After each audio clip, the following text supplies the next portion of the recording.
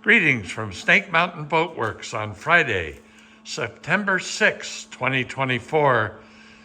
Here's a milestone update on our 1960 17-foot Chris Craft Super Sport. As you can see, the milestone is pretty obvious. Rick has finished installing her new 5200 bottom, and as you can see, she is solid as a tank. You can also notice we go through a little over 1,000 screws, and we're using number 8 by 1.5 inches, and in the big frames 2-inch silicon bronze flathead Frierson drive wood screws to hold these down. We've gone through several cases of Smith's of 3M 5200. So this thing, if there ever was a monolith, here it is. The inside plywood sheet is 9mm Marine Aquatech, and the outside is labeled as 9mm, but it's pretty close to 3/8. So we have a rather formidable bottom.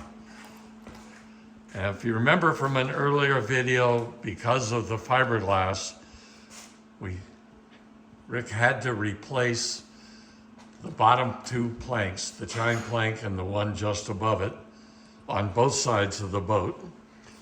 So has the planks removed, and I'll hand it over to Rick, who can talk to you about what toothpicking means and why we use toothpicks and not dowels.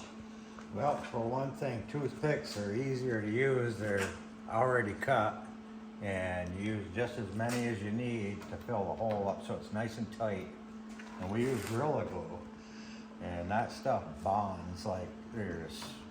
Yeah, Gorilla Glue has come out with a waterproof and ultimate strength glue that is just incredibly strong, has incredible bonding strength. So yeah, and they're oak toothpicks, so you're not gonna pull these out, or no, they're very strong. And you see the difference is, if we had a dowel, we'd have to somehow sand each dowel down to the proper diameter.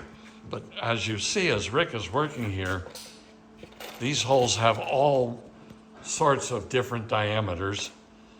Some of them we can get by with 2 toothpicks, and you can see this one here and the one next to it, which are, and those 3 in a row, all 3 of those were much larger diameter.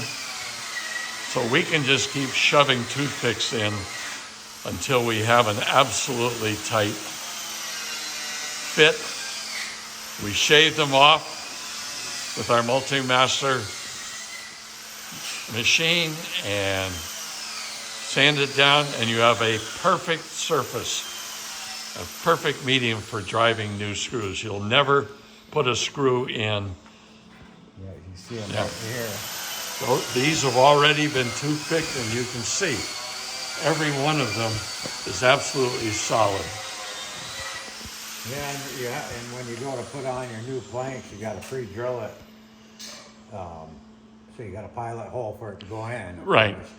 But as you can see, it does fill it up very, very solid. So you cannot put a screw through it without a pilot hole. You got to pilot it first. Yeah.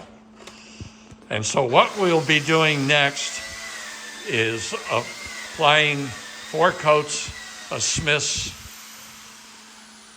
penetrating epoxy sealer to this bottom, and then we will come back with 3M 2-part filler. It's an epoxy.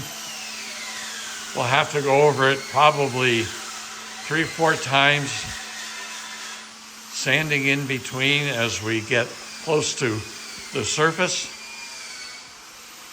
And so each of these countersinks will be absolutely fair to the exterior plank of the bottom. And then we will prime it with 5 coats. Once again, do not cheat.